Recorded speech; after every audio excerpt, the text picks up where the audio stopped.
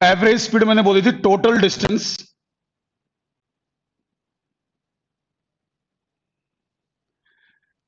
By total time taken, total distance by total time taken. ये हम कल discuss करें थे, इसके कुछ क्वेश्चंस करेंगे, इसके कुछ क्वेश्चंस करेंगे। देखो कल मैंने दो फार्मूले बताए थे आपको। अगर इक्वल डिस्टेंस दे रखे हो S1 S2, अगर S1 S2 इक्वल हो तो मैंने एक फार्मूला लिखवाया था, V average is equal to 2V1 V2 over V1 plus V2। एक मैंने फार्मूला लिखवाया था कि अगर टाइम इक्वल हो, T1 T2 इक्वल हो तो V average is equal to V1 plus V2 by 2। तो ये दो फार्मूला के बेस पे मैंने एक दो एग्जांपल भी करवा दिया था। अगला क्वेश्चन देख लीजिए आप, क्या है, ध्यान से सुनना। जैसे मान लो एक बॉडी ए पॉइंट से बी पॉइंट जाती है बेटे, मान लो बॉडी ए से बी जाती है और ए से बी तक का टोटल डिस्टेंस मान लीजिए एस है, ए से बी तक का टोटल डिस्टेंस है एस।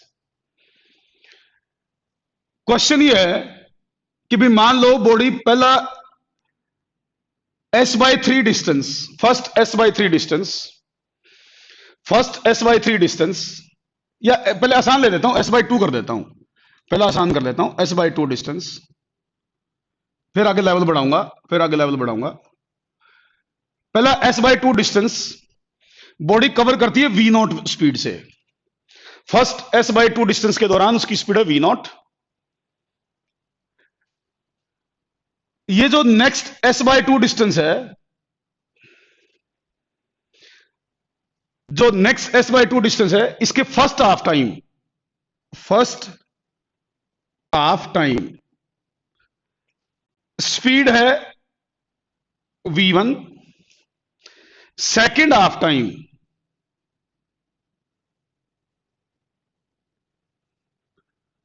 स्पीड है V2। अब सुनते जाना, मैं जो कह रहा हूं उसको, बातों को ध्यान से सुनना भाई, तब समझ में आएगी बात। क्वेश्चन को दोबारा सुनो। ये कहता है कि बॉडी ए से बी की टोटल डिस्टेंस एस, पहला आधा डिस्टेंस उसने V0 स्पीड से कवर किया, पहले हाफ डिस्टेंस को उसने V0 स्पीड से कवर किया। अगला जो आधा डिस्टेंस है उसमें जितना भी टाइम लगा, अगले आधे डिस्टेंस में जितना भी टाइम लगा, उसके फर्स्ट हाफ टाइम में, ये मैं जैसे सी पॉइंट बोल दूं, सी से बी तक जितना भी टाइम लगा, उसके पहले आधे टाइम में स्पीड V1 है, अगले आधे टाइम में स्पीड V2 है, सी से बी। तो ये कहता है what is the average speed for complete journey, complete journey के लिए एवरेज स्पीड बताएं, कंप्लीट मोशन के लिए क्या इसकी एवरेज स्पीड होगी। तो ध्यान से सुन लो। पहला आधा डिस्टेंस S/2 डिस्टेंस जो था V0 से, आधा S/2 डिस्टेंस V1 और V2 से। तो ये कहता what is the average speed for complete journey. तो इसको सोल्व करने का तरीका पता क्या है, पहले आप C से B स्टडी करो, यहां से यहां C से B। तो देखो दोनों हाफ टाइम लिए इसने, C से B मान लो मैं T2 टाइम ले लूं, मान लो यहां से यहां T2 टाइम ले लूं, लेट C से B टाइम है T2। दो तरीके इसको सोल्व करने के, मैं जो आसान तरीका उसे बता रहा हूं। तो C से B टोटल टाइम T2 मान लो, तो T/2 स्पीड है V1, अगले आधे टाइम में स्पीड है V2। तो ये इक्वल टाइम वाला केस बन गया, ये वाला केस बन गया इक्वल टाइम वाला। तो from C to B average speed बनेगी, मान लो C से B average speed is V, तो V will be equal to V1 plus V2 by 2। C से B इक्वल टाइम का केस बन गया, आधा टाइम फिर अगला आधा टाइम, तो इक्वल टाइम हो गए, इक्वल टाइम में सीधी average speed V1 plus V2। तो C से B तो होगी ये average, this is average speed. मुझे निकालनी है A से B। तो देखो यहां स्पीड है S/2 डिस्टेंस, स्पीड है V0, ये S/2 डिस्टेंस स्पीड का काम करेगी। अब ये V को एवरेज को मैं V मान सकता हूं, ये स्पीड मान सकता हूं, तो यहां स्पीड होगी V, इस एवरेज को C से B की स्पीड मान सकता हूं मैं। तो यहां स्पीड वी नॉट, यहां स्पीड वी, अब होगा इक्वल डिस्टेंस का case, this is case of equal distance. तो ये वाला फार्मूला लग जाएगा, ये वाला फार्मूला। इस फार्मूले में V1 की जगह ये भर दो, V2 की जगह ये भर दो, आपका आंसर आ गया। तो अपना फाइनल आंसर बना V average is equal to 2V naught into V over V naught plus V। V की ये वैल्यू पुट कर दो, तो V की ये वैल्यू पुट करोगे तो हमारा आंसर क्या है final, V average is equal to 2V naught into V1 plus V2 by 2 over V naught plus V1 plus V2 by 2। इसको सोल्व करके देखो आपका आंसर क्या बनता है। मेरे ख्याल से तो आंसर बना V average is equal to V naught into V1 plus V2, ये एलसीएम लेके ऊपर आ जाएगा, divide by 2V naught plus V1 plus V2। ये आंसर आ गया। मेरे ख्याल से तो ये आंसर आना चाहिए आपका एवरेज स्पीड का। कई बच्चों ने लिख भी रखा है। तो इसमें देखो कंसेप्ट क्या है, जनरल थोड़ा जो बिल्कुल बेसिक क्वेश्चन उससे थोड़ा हटके है ये। इसमें क्या करा है, पहले यहां से यहां की एवरेज निकाल लो, यहां से यहां की एवरेज आई तो फिर इक्वल डिस्टेंस का केस बन जाएगा, इक्वल डिस्टेंस का केस बनकर उसमें वैल्यू भर देंगे इक्वल डिस्टेंस वाला में, तो वहां से हमारे फाइनल आंसर आपका बन जाएगा। तो ए से बी तक की एवरेज निकालनी थी, पहले मैंने सी से बी तक की एवरेज निकाली क्योंकि वो निकालनी आसान थी, डाटा ऐसा दे रखा था इसमें, इक्वल डिस्टेंसेस का डाटा दे रखा था, मतलब सॉरी इक्वल टाइम का सी से बी में, पहले वहां निकाल ली, फिर ए से सी की एक वेलोसिटी होगी, सी से बी की एक होगी, वो इक्वल डिस्टेंस वाला केस बन गया, वहां से फाइनल का आंसर आ गया। मेरे ख्याल से समझ में आना चाहिए। नेक्स्ट क्वेश्चन देखो बेटा, मान लो बॉडी ए से बी गई, अब की बार थोड़ी कैलकुलेशन बढ़वाऊंगा आपकी। ए से बी तक टोटल डिस्टेंस है एस, ए से बी तक टोटल डिस्टेंस एस है।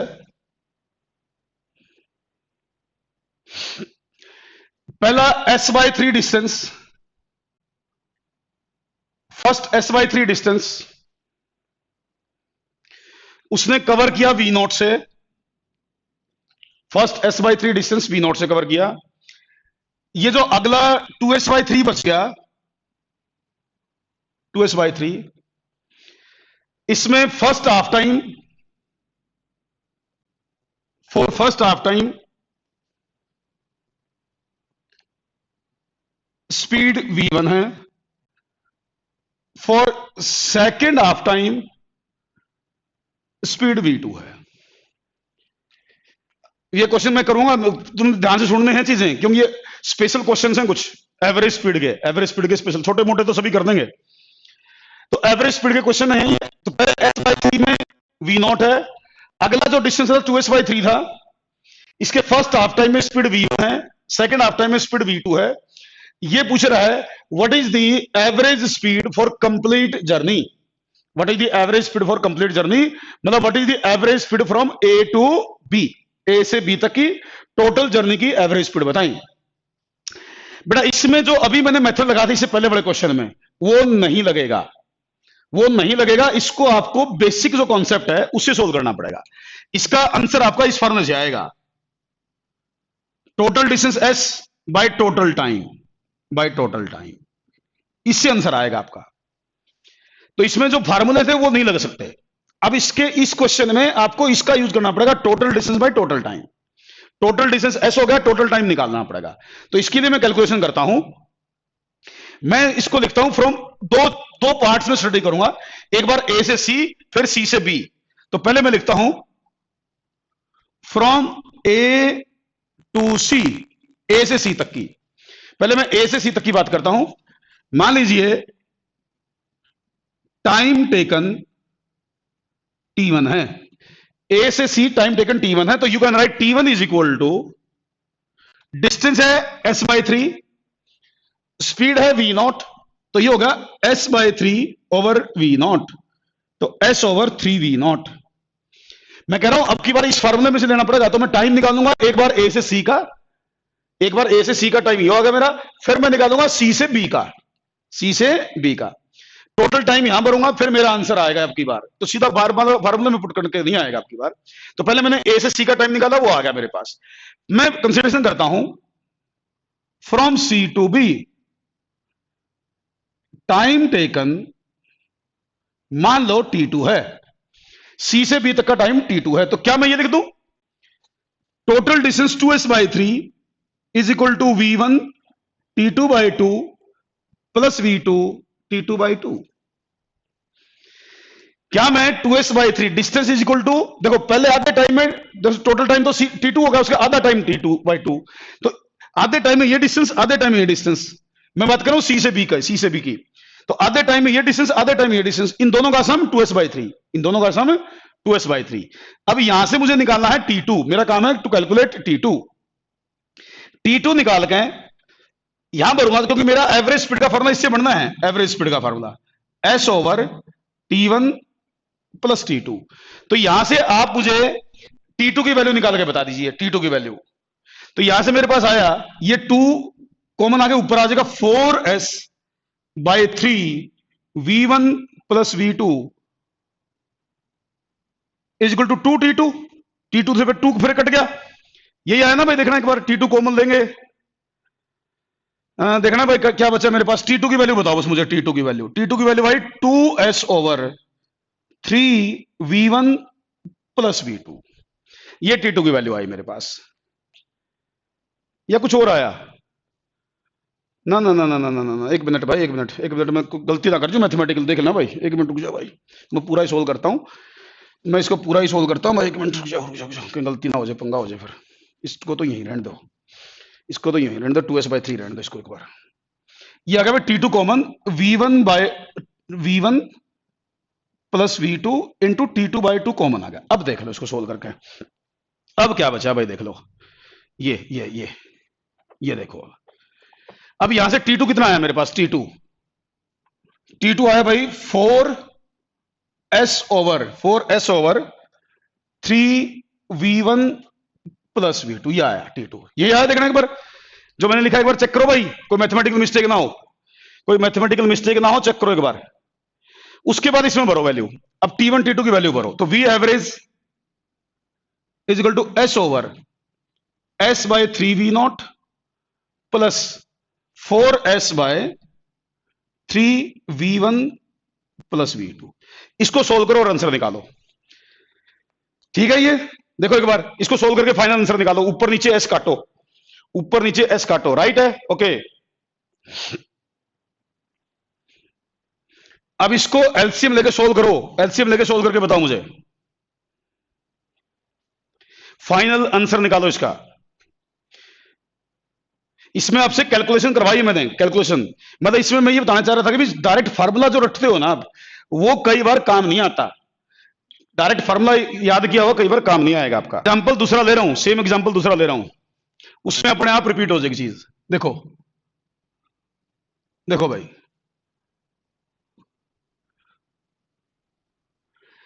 बेटा मान लो बॉडी ए से बी गई, अगला एग्जांपल सुन लो, रिपीट हो रही चीजें, पहले वाला क्वेश्चन इसमें रिपीट हो जाएगा किस्म से।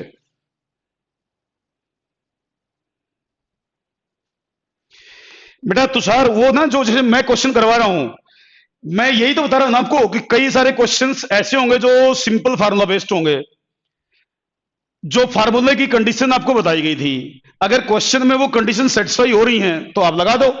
जैसे मैंने इक्वल डिस्टेंस वाला केस लिया था, तो उसमें इक्वल डिस्टेंस वाली कंडीशन बढ़ेंगी क्वेश्चन में तो फार्मूला लगेगा, अगर इक्वल डिस्टेंस वाली कंडीशन नहीं लगेंगी तो नहीं लगेगा। जैसे ये इसमें 2 क्वेश्चन करवाया अभी मैंने, पहले वाले में s/2 की बात हुई, तो डिस्टेंस इक्वल थे तो फार्मूला लग सकता था।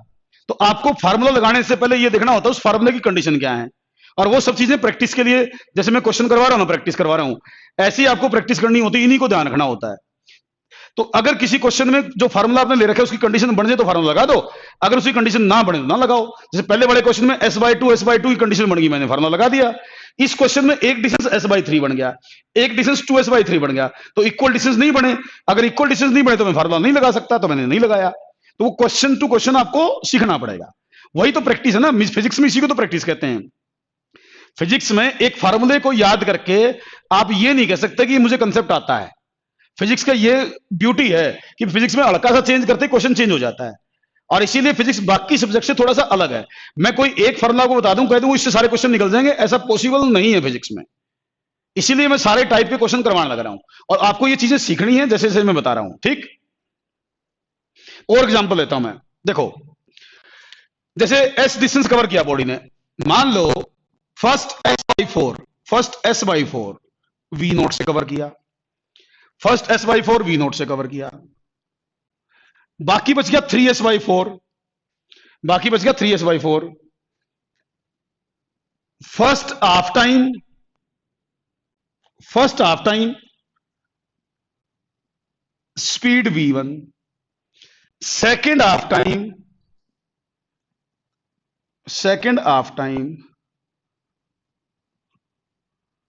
Speed v2। First half time में स्पीड v1 है, सेकेंड हाफ टाइम में स्पीड v2 है। ठीक, अब पूछता है find the average speed from A to B, find the average speed from A to B, A से बी तक की एवरेज स्पीड बताओ। तो जो कुछ बच्चों को पीछे वाला क्वेश्चन समझ में नहीं आया था, ये भी क्वेश्चन यूं का यूं है, केवल वैल्यू चेंज करी है। उसमें s/3 लिया था, इसमें s/4 ले लिया। तो बेटा इसमें भी इक्वल डिस्टेंस का केस नहीं बनेगा, तो जो बेसिक फार्मूला आपने डिराइव किया वो फार्मूला नहीं लगेगा। इसीलिए आपको इसका जो कॉन्सेप्ट है उससे सोल्व करना पड़ेगा इसको। और कॉन्सेप्ट क्या है कि एवरेज स्पीड होती है total distance by total time taken. इस फार्मूले का यूज करके आपको क्वेश्चन सोल्व करना पड़ेगा। तो मैं इसको भी दो पार्ट्स में स्टडी करूंगा, एक बार ए से सी तक का टाइम निकाल लूंगा, एक बार सी से बी तक का टाइम निकाल लूंगा, और वहां से टोटल टाइम आ जाएगा। टोटल डिस्टेंस दे रखा है इसने, तो भाई मैं इसको लिख लूंगा S/T1 प्लस T2। T1 है ए से सी तक का, तो पहले मैं बात करता हूं फ्रॉम ए टू सी, ए से सी तक का। तो ए से सी तक का टाइम है T1, टाइम टेकन। ध्यान से सुनना, आराम से करवा रहा हूं मैं अब, क्योंकि कुछ बच्चे पिछला क्वेश्चन समझ नहीं पाए थे, अब समझ लो ध्यान से। तो ए से सी तक का टाइम है T1। देखो ए से सी डिस्टेंस है s/4, स्पीड है v0। तो टाइम टेकन आप लिख सकते हो डिस्टेंस बाय स्पीड, तो s/4 v0। ये आ गया आपका time taken from A to C. उसके बाद फिर मैं बात करता हूं from C to B, C से बी तक की। दो पार्ट्स में लेके चलूंगा इसको, सी से बी। टाइम टेकन मान लो है T2। अब इसमें क्या कह रखा है, इस T2 का हाफ टाइम, इस T2 का हाफ टाइम स्पीड v1, इस T2 का हाफ टाइम स्पीड v2। ठीक, तो मैं ये लिख सकता था 3s/4, सी से बी तक का total distance 3s/4, that can be written as speed into time, but यहां स्पीड 2 है, टाइम भी 2 है। आधे टाइम तक ये स्पीड है, आधे टाइम तक ये स्पीड है, तो total distance speed into time से निकाला जा सकता है। तो यहां से 3s/4 is equal to v1 plus v2 into T2/2। तो यहां से फिर T2 देखो निकाल के आया T2 क्या आया, देखो 2 से 2 कट गया, तो 3s/2 v1 प्लस v2 आया। देखो भाई क्या ये आया भाई, 3s/4 2 से 2 कटेगा, तो 3s/2 v1 प्लस v2। अब ये T1 T2 यहां भर दो, T1 T2 यहां भर दो, तो v एवरेज s/T1 क्या है भाई, s/4 v0। T2 क्या है भाई, 3s/2 v1 प्लस v2। अब इसको सोल्व कर दो, एस से एस काट के एलसीएम लेके सोल्व कर दो। तो अब चाहो ना आप एक अगला अपना खुद क्वेश्चन बना जाओ, जैसे आप भाई s/5 ले लो, अगला 4s/5 हो जाएगा। तो इस तरीके से सब कुछ किया जा सकता है। चलो मैं अब ना एक को एग्जांपल लूंगा जिसमें एवरेज वेलोसिटी की जरूरत पड़ेगी। पहले वेलोसिटी वगैरह डिफाइन कर लेता हूं मैं। वेलोसिटी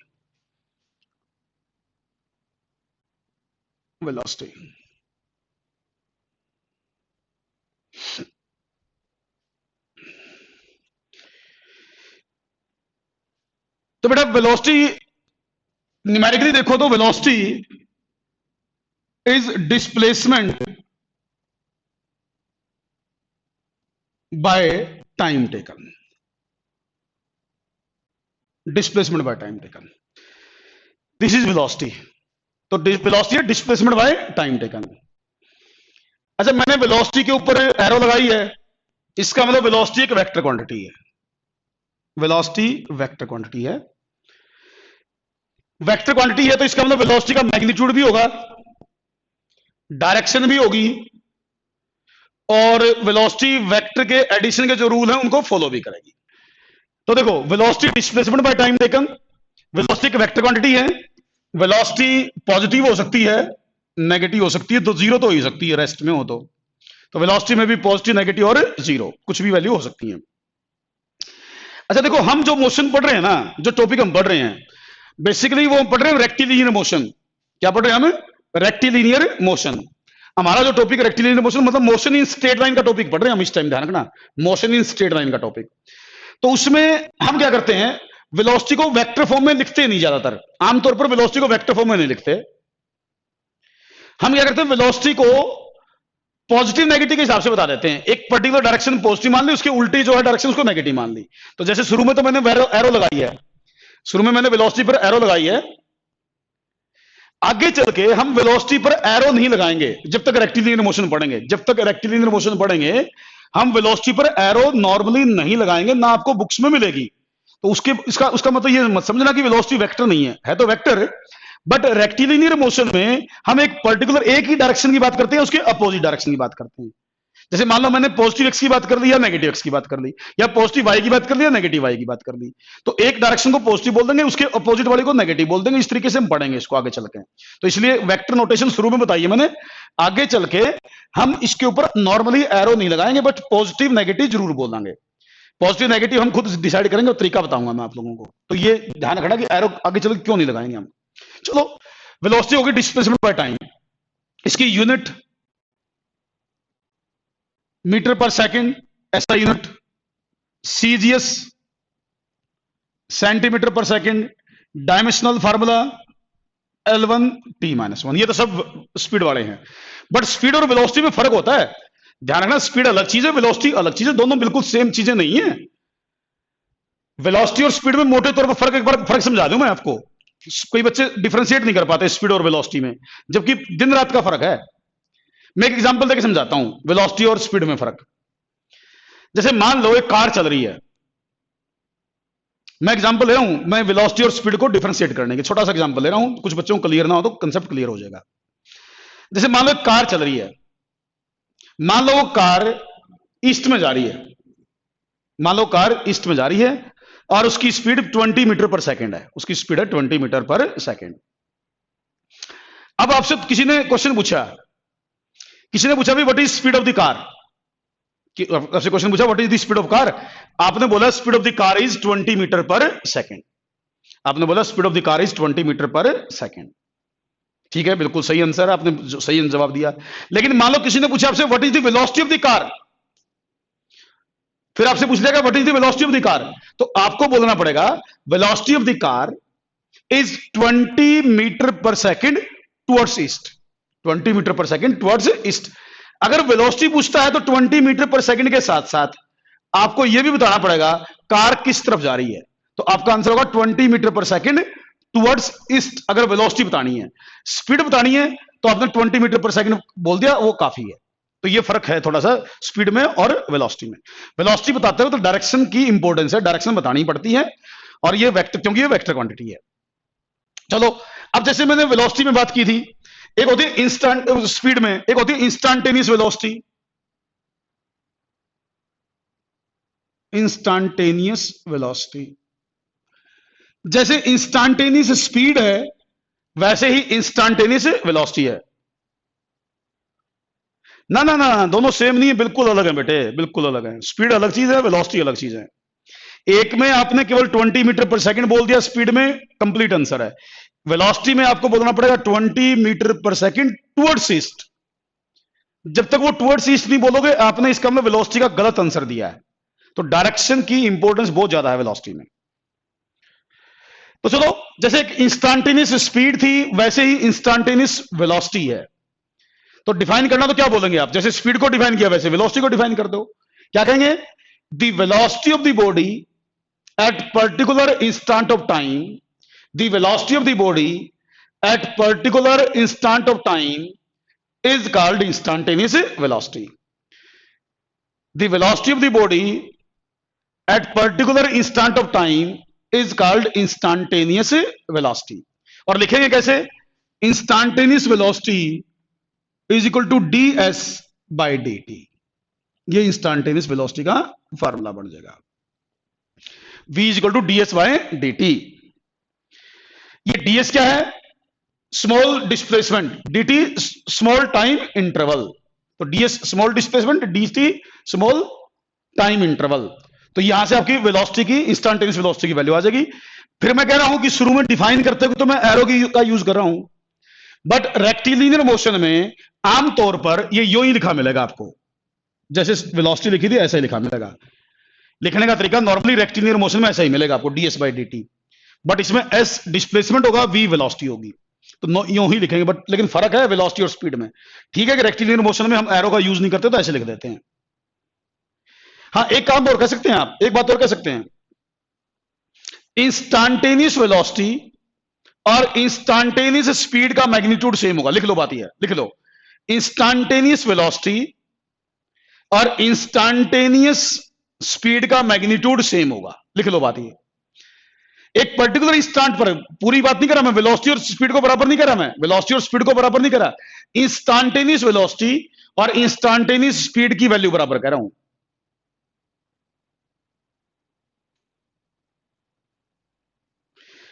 अरे फोगाट, डिफरेंशिएशन है यो, स्मॉल वैल्यूज के लिए सिंबल है यो, ठीक बताया ना कल, तुमने डिफरेंशिएशन पढ़ तो रखा है फोगाट। स्मॉल वैल्यू के लिए सिंबल है यो, D, ds dt, small values को रिप्रेजेंट करने के लिए। अच्छा देखो, ये तो कि इंस्टेंटेनियस स्पीड, इंस्टेंटेनियस वेलोसिटी के बारे में बता, दोनों की मैग्नीट्यूड सेम होता है। आपको पता ना गाड़ियों में जो स्पीडोमीटर लगा होता है, गाड़ियों में जो स्पीडोमीटर है वो क्या मेजर करता है? आपकी गाड़ी में जो स्पीडोमीटर होता है वो इंस्टेंटेनियस स्पीड आपकी कार की बताता है, इंस्टेंटेनियस स्पीड बताता है, या बोलिए इंस्टेंटेनियस वेलोसिटी का मैग्नीट्यूड बताता है। जैसे आप एक्सीलरेटर दबाते हैं उसकी रीडिंग बढ़ जाती है, ब्रेक लगाते हैं उसकी रीडिंग घट जाती है, तो वो इंस्टेंटेनियस स्पीड की वैल्यू आपकी गाड़ी का स्पीडोमीटर आपको बताता है, ध्यान रखना। ओके, अब जैसे इसमें इंस्टेंटेनियस वेलोसिटी, ऐसे इसमें भी uniform velocity, uniform velocity, non uniform velocity,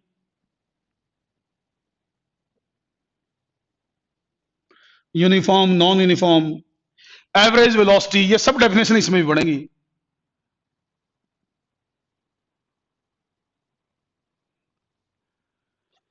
तो जैसे इंस्टेंटेनियस उसमें स्पीड में बनी, वैसे इसमें जैसे यूनिफॉर्म वेलोसिटी क्या कहेंगे आप, क्या डेफिनेशन बनेगी? If body covers equal displacements, if body covers equal displacements in equal time intervals in same direction, if body covers equal displacements in equal time intervals in same direction, then velocity of the body is called uniform velocity. अगर body equal displacement equal time interval में same direction में cover करती है तो हम उसकी velocity को uniform velocity कहते हैं। बस जो वेलोसिटी चेंज ना हो, ना उसका मैग्नीट्यूड चेंज हो, ना उसकी डायरेक्शन चेंज हो, ऐसी वेलोसिटी को यूनिफॉर्म वेलोसिटी कहते हैं। ना मैग्नीट्यूड ना डायरेक्शन, कुछ चेंज नहीं होना चाहिए, ऐसी वेलोसिटी को यूनिफॉर्म वेलोसिटी बोलेंगे। जैसे मान लो आप गाड़ी में जा रहे हैं, अब मान लीजिए आप गाड़ी में एक स्ट्रेट रोड पे जा रहे हैं, स्ट्रेट रोड पे जा रहे हैं, और आप देंगे गाड़ी का एक्सीलेटर ना तो एक्सीलेटर दबाया, जो स्पीड चल रही थी वही स्पीड मेंटेन रखी, ना तो एक्सीलेटर दबाया ना ब्रेक दबाया, एक पर्टिकुलर कांस्टेंट स्पीड से एक ही डायरेक्शन में चलते हैं, एक ही डायरेक्शन में, तो हम कहेंगे बॉडी की वेलोसिटी यूनिफॉर्म है, बॉडी की वेलोसिटी यूनिफॉर्म है। नॉन यूनिफॉर्म, नॉन यूनिफॉर्म नाम से ही आंसर है, जो चेंज होती हो, अगर वेलोसिटी की डायरेक्शन या वेलोसिटी का मैग्नीट्यूड या दोनों चीजें, या तो वेलोसिटी की डायरेक्शन या वेलोसिटी का मैग्नीट्यूड या दोनों चीजें टाइम के साथ चेंज होने लग रही हो, तो हम कहते हैं वेलोसिटी इज नॉन यूनिफॉर्म। कोई भी चीज चेंज हो जाए, चाहे मैग्नीट्यूड चेंज हो जाए, चाहे डायरेक्शन चेंज हो जाए, चाहे दोनों चेंज हो जाए, तो ऐसी वेलोसिटी को नॉन यूनिफॉर्म वेलोसिटी या वेरिएबल वेलोसिटी बोला जाएगा। नॉन यूनिफॉर्म या वेरिएबल, मैं कह रहा हूं मैग्नीट्यूड भी चेंज कर सकते हो, डायरेक्शन भी चेंज कर सकते हो, और दोनों भी चेंज कर सकते हो नॉन यूनिफॉर्म में। अच्छा देखो, एक हम वर्ड यूज करते हैं यूनिफॉर्म, देखो एक तो यूनिफॉर्म वेलोसिटी, एक वर्ड होगा uniform motion, uniform motion. Uniform motion का मतलब होता है when velocity of the body is uniform, when velocity of the body is uniform then its motion is called uniform motion. अगर किसी बॉडी की velocity uniform है तो उसकी मोशन को यूनिफॉर्म मोशन बोला जाता है। Means if body is moving with constant velocity, speed नहीं, स्पीड मत बोल देना, if body is moving with constant velocity then its motion is called uniform motion. ना वेलोसिटी घटे ना बढ़े ना वेलोसिटी की डायरेक्शन चेंज हो तो ऐसी मोशन को यूनिफॉर्म मोशन बोला जाएगा। मतलब motion in straight line with constant speed, या तो यूं बोलो motion in straight line with constant speed, या बोलो सिंपल वर्ड्स में if velocity is uniform then motion is called uniform motion. अच्छा, जब भी कोई बॉडी यूनिफॉर्म मोशन करेगी ना, अगर बॉडी यूनिफॉर्म मोशन करेगी तो displacement can be written as v into T, ये लिख लो ये बात। Displacement can be written as velocity into time if motion is uniform. s is equal to v into time, अगर मोशन यूनिफॉर्म मोशन है तो ये ध्यान रखना है, डिस्प्लेसमेंट सीधा वेलोसिटी इंटू टाइम से निकल जाएगा। और velocity of the body is constant, बिल्कुल सही। अगर मान लो कई बार ना हम इसको, जैसे मैंने कहा ना मोशन रेक्टिलिनियर मोशन में अगर यूनिफॉर्म मोशन है तो इसका ना डायरेक्शन चेंज होगी ना वैल्यू चेंज होगी, तो डिस्टेंस और डिस्प्लेसमेंट इक्वल होंगे, तो डिस्टेंस भी हम सीधा v इंटू टी से निकाल सका, v इंटू टी से डिस्टेंस भी निकाल सका। मैंने बताया था ना कि अगर बॉडी एक ही डायरेक्शन में स्ट्रेट लाइन में चलती जाए, एक ही सेम डायरेक्शन में स्ट्रेट लाइन में चलती जाए तो डिस्प्लेसमेंट डिस्टेंस बराबर होते हैं, तो यहां से डिस्टेंस भी निकाल सकते हो डिस्प्लेसमेंट भी। मैंने कहा रेक्टिलिनियर मोशन में तो दोनों ही हम विदाउट एरो लिखते हैं, तो s equal to v into T लिख सकते हैं इन यूनिफॉर्म मोशन, डिस्प्लेसमेंट भी और डिस्टेंस भी। अब बात आती है एवरेज वेलोसिटी की। एवरेज वेलोसिटी बेटा, एवरेज वेलोसिटी क्या होगी? देखो एवरेज वेलोसिटी वो होगी total displacement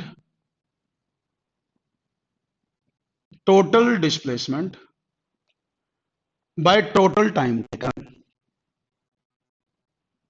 total displacement by total time taken, इस रेशो का नाम है एवरेज वेलोसिटी। डिस्टेंस और डिस्प्लेसमेंट में वेलोसिटी और स्पीड में फर्क समझना आपको, लाइटली मत लेनी कोई भी चीज। मैं फिजिक्स में कहता हूं एक एक वर्ड की इंपॉर्टेंस है भाई, कि बच्चे थोड़ा सा भी मन के क्या फर्क पड़ता है, ऐसे ही ले लेते, कई बार ऐसे ही बोल देते ना ना ना ना, हर चीज का फर्क है। इसमें डिस्प्लेसमेंट लेना है, उसमें डिस्टेंस लेना था। अच्छा, एवरेज वेलोसिटी जो है ना, एवरेज वेलोसिटी में भी पॉजिटिव, नेगेटिव और जीरो। एवरेज वेलोसिटी कुछ भी आ सकती है, वो डिपेंड करेगा डिस्प्लेसमेंट क्या है। एवरेज वेलोसिटी की वैल्यू कुछ भी आ सकती है depending on the displacement, positive भी आ सकती है, नेगेटिव भी आ सकती है, जीरो भी आ सकती है। एवरेज वेलोसिटी कुछ भी वैल्यू हो सकती है। जैसे मैंने कहा एवरेज स्पीड कभी जीरो नहीं आती है, मूविंग बॉडी की एवरेज स्पीड कभी जीरो नहीं आती, बट एवरेज वेलोसिटी में भी जीरो, ये ध्यान रखना है। क्योंकि अगर बॉडी मान लो डिस्प्लेसमेंट ही ना करे, घूम फिर के वहीं आ जाए, जैसे मान लो बॉडी ए से चल के घूम फिर के वापिस ए पर आ जाए, तो डिस्प्लेसमेंट जीरो, तो वेलोसिटी, एवरेज वेलोसिटी भी जीरो, तो एवरेज वेलोसिटी भी जीरो, तो एवरेज वेलोसिटी में भी जीरो, नेगेटिव, पॉजिटिव कुछ भी आ सकती है। और एक बात यहां लिख देता हूं एक बार, देखो भाई, जैसे ये याद रखना, average speed always greater than equal to magnitude of average velocity. ये लिख लो, काम की बात है ये कंडीशन हमेशा सेटिस्फाई होगी। एवरेज स्पीड का मैग्नीट्यूड एवरेज वेलोसिटी के मैग्नीट्यूड के बराबर या उससे ज्यादा होगा। कभी भी एवरेज स्पीड एवरेज वेलोसिटी से कम नहीं हो सकती। Average speed can never be lesser than average velocity.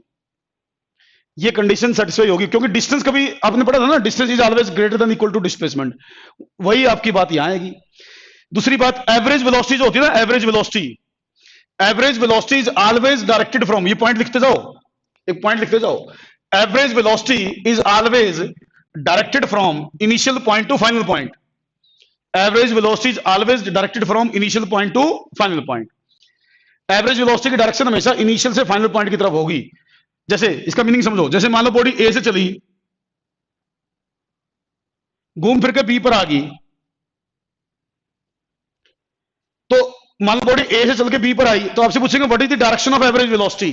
तो एवरेज वेलोसिटी की डायरेक्शन है ए से B, this is the direction of average velocity. Direction बता रहा हूं मैं, direction of average velocity is from A to B. Initial से final point की तरफ एवरेज वेलोसिटी डायरेक्टेड होती है, ये पॉइंट याद रखना आप लोग, काम आएगा। मैं कुछ क्वेश्चन करवाऊंगा आगे चल के, तो डायरेक्शन की जरूरत पड़ेगी वहां। जैसे डिस्प्लेसमेंट होता है इनिशियल से फाइनल पॉइंट की तरफ, वैसे एवरेज वेलोसिटी होती है इनिशियल से फाइनल पॉइंट की तरफ। तो देता हूं बेटे मैं, देखो ये आपको ना एनसीईआरटी बेस्ड क्वेश्चन है, ये एनसीईआरटी में मिलेगा, एनसीईआरटी बेस्ड क्वेश्चन है। 3 रजिस्टर बढ़ गए, वेरी गुड, क्या बात है बेटा। जैसे घड़ी में यहां लिखा होता 12, यहां लिखा होता 3, इसके सामने 6, इसके सामने 9, ये लिखा होता है। ये एनसीईआरटी बेस्ड क्वेश्चन है, मिलेगा आपको हर जगह, क्लास के पेपर में भी पूछ के, कंपटीशन में पूछ के।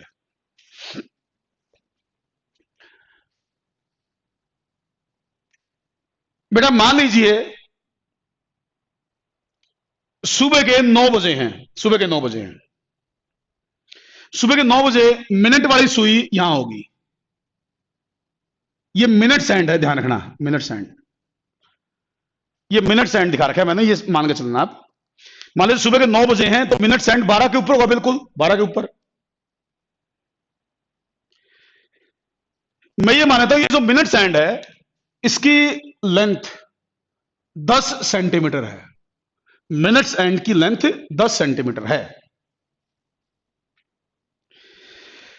तो बेटा देखो सुबह के 9 बजे थे, मिनट्स एंड यहां था 12 के ऊपर, 9:30 बजे 9:30 पर, 9:30 पर आपको बताइए मिनट्स एंड घूम के 9:30 पर ये मिनट्स एंड घूम के यूं हो जाएगा भाई, यहां आ जाएगा 9:30 पर। क्वेश्चन आपसे पूछा गया है कि इस मिनट एंड की जो टिप है ना, ये जो टिप है, इस मिनट एंड की जो टिप है उसकी एवरेज वेलोसिटी और एवरेज स्पीड बताओ। मिनट्स एंड का जो टिप है ऊपर टॉप पॉइंट, उसकी एवरेज वेलोसिटी और एवरेज स्पीड बताओ, average speed and average velocity of minutes and. मैं बताऊंगा, देखो बेटा, बेटा देखो मिनट्स एंड यहां से, इसका जो टिप यहां से घूम के यहां आ गया, ये टिप यहां आ गई, तो अगर मैं इसका डिस्टेंस देखूं, डिस्टेंस देखो, एवरेज स्पीड आएगी डिस्टेंस से, एवरेज वेलोसिटी आएगी डिस्प्लेसमेंट से, तो डिस्टेंस होगा पाई आर, आर का काम करेगा एल, ये एल जो है इसकी वो आर का काम करेगा, रेडियस ऑफ सर्कल का काम करेगा, तो डिस्टेंस होगा पाई आर। और डिस्प्लेसमेंट का मैग्नीट्यूड चाहिएगा मुझे, डिस्प्लेसमेंट का मैग्नीट्यूड होगा 2r, ठीक। तो एवरेज स्पीड वो होगी पाई आर बाई 30 मिनट, आधा घंटा लग गया तो 30 मिनट का मतलब 30 इंटू 60 सेकेंड में कन्वर्ट करना पड़ेगा अपन। ऐसे एवरेज वेलोसिटी का मैग्नीट्यूड, एवरेज वेलोसिटी वो है डिस्प्लेसमेंट बाय टाइम, तो डिस्प्लेसमेंट 2r और टाइम 30 मिनट, आर की जगह ये एल भर दोगे आप, लेंथ जो है वो आर का काम करेगी। हाँ बिल्कुल सही। तो एवरेज वेलोसिटी और एवरेज स्पीड आप इस तरीके से बता सकते थे। तो इसमें ये होगा डिस्प्लेसमेंट और ये होगा डिस्टेंस, डिस्टेंस निकाला पाई आर बना, डिस्प्लेसमेंट निकाला 2r बना, वैल्यू भर दूंगा मैं इसको, इसमें आर की वैल्यू 10 सेंटीमीटर, सेंटीमीटर को मीटर में कन्वर्ट कर लेना, सेंटीमीटर को मीटर में कन्वर्ट कर लेना, ये आपका आंसर आ जाएगा एवरेज स्पीड का और एवरेज वेलोसिटी का।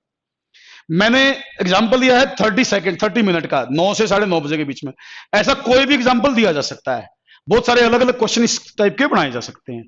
टाइप समझ में आनी चाहिए भाई, इसमें टिप की मूवमेंट देखनी है, टिप का डिस्टेंस निकालना चाहिए और टिप का डिस्प्लेसमेंट निकालना चाहिए। डिस्प्लेसमेंट तो सीधा ही होगा, ये डिस्प्लेसमेंट होगा भाई, मैग्नीट्यूड डिस्प्लेसमेंट का, this is displacement and this is distance, ये पूरा डिस्टेंस हो गया। तो डिस्टेंस निकाला, डिस्प्लेसमेंट निकाला, उससे एवरेज स्पीड और एवरेज वेलोसिटी क्लियर होगी।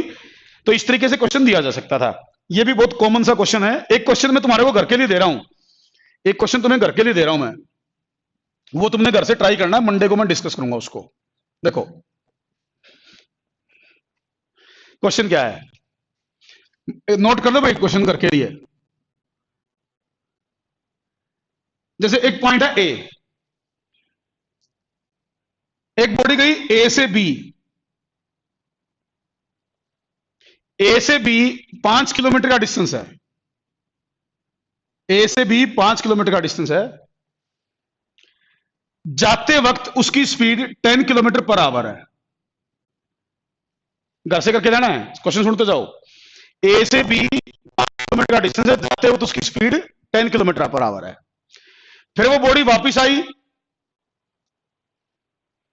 वापिस आते वक्त उसकी स्पीड 5 किलोमीटर पर आवर है। जाते वक्त उसकी स्पीड 10 थी, आते वक्त उसकी स्पीड 5 किलोमीटर पर आवर थी। ठीक है बेटा, 5 किलोमीटर का डिस्टेंस था, गई 10 की स्पीड से, आई 5 की स्पीड से। आपसे पूछा गया है पहला क्वेश्चन, दोनों चीजें निकालनी है, average speed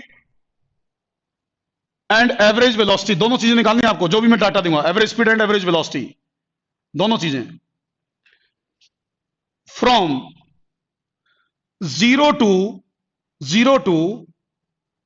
40 minute, 0 to 40 minute, 0 से 40 मिनट में एवरेज स्पीड और एवरेज वेलोसिटी आपको निकालनी है, 0 से 40 मिनट में।